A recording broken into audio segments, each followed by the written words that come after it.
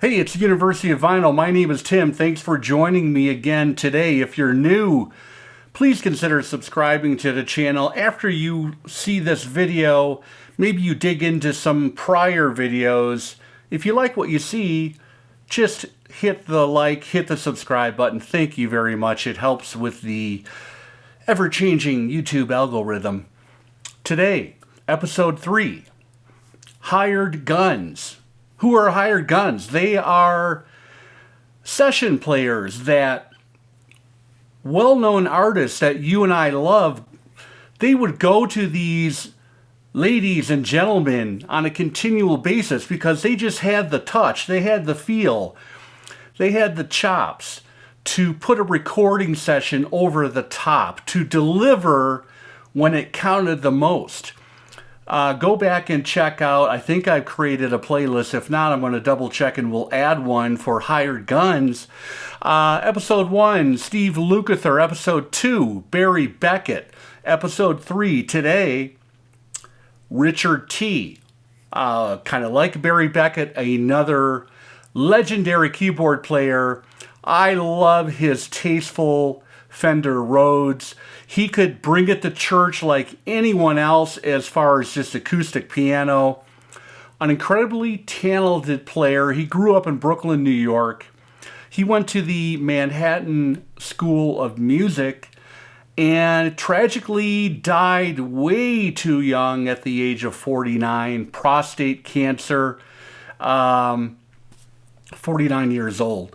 If you look at the liner notes, it's some of the Aretha Franklin records.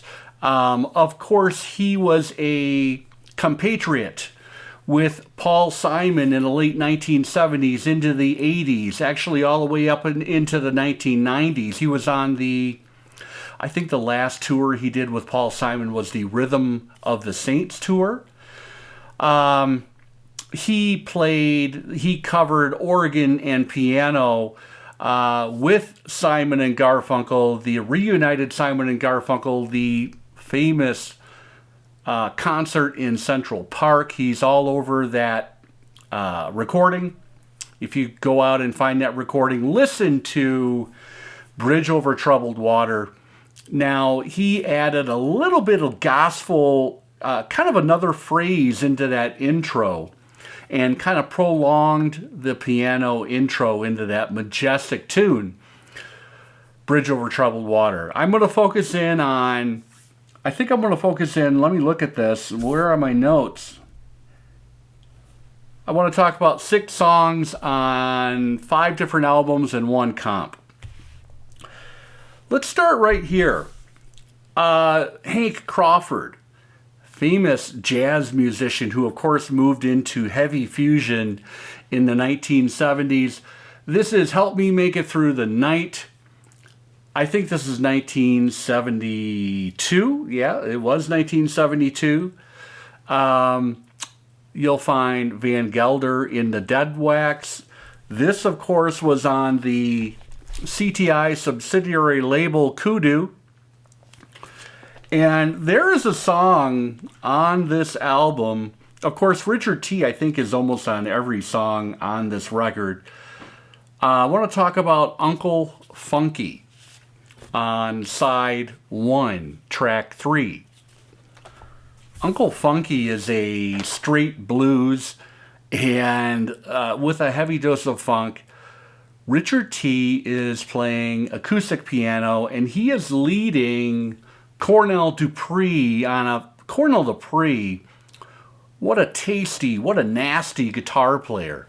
And, you know, it's like kind of Jekyll and Hyde or Heaven and Hell. You get the incredible melodious piano lines from Richard T and then that down and dirty guitar line from Cornell Dupree on Uncle Funky. This is a record that is pretty easy to find. It sounds glorious, and Richard T made a huge contribution here. You know, the other players on the record, Ron Carter on bass, Phil Krause on vibes. Of course, on alto, you've got Hank Crawford himself. Cornell Dupree, and then also Eric Gale. Eric Gale, another kind of famous guy, along with Cornell Dupree. They were all playing with Paul Simon in the mid to late 1970s, along with Richard T.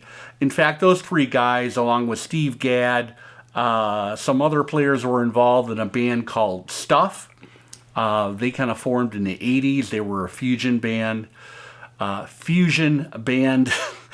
And I don't have any of their records. I might have to look into that, but that's the first thing I wanted to talk about with Richard T. Really great player and a standout performer on this record. Next up is an artist who is well known in the fusion world, but also kind of crossed over big time into rock and pop. Tom Scott. This is Blow It Out. An amazing record that leads off with Gotcha, the theme from Starsky and Hutch. The song I want to talk about here is Shadows. And Shadows is the lead track on side 2. And we've got Richard T. playing Fender Roads, where he is just so effective in setting a mood, setting atmosphere. Graceful, incredible track, very, very atmospheric. Put this on and, I don't know, pour yourself a gin and tonic and enjoy maybe a late afternoon. Put the whole record on, as far as we're talking. Blow It Out, Tom Scott. Richard T. plays acoustic piano and Fender Rhodes all over this album. Fantastic.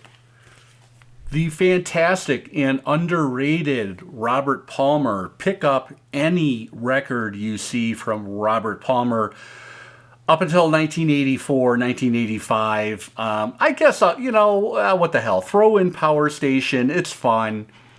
But these are gems, all of these records. And Richard T. was on 3 or 4 tracks on this record. He had a Robert Palmer.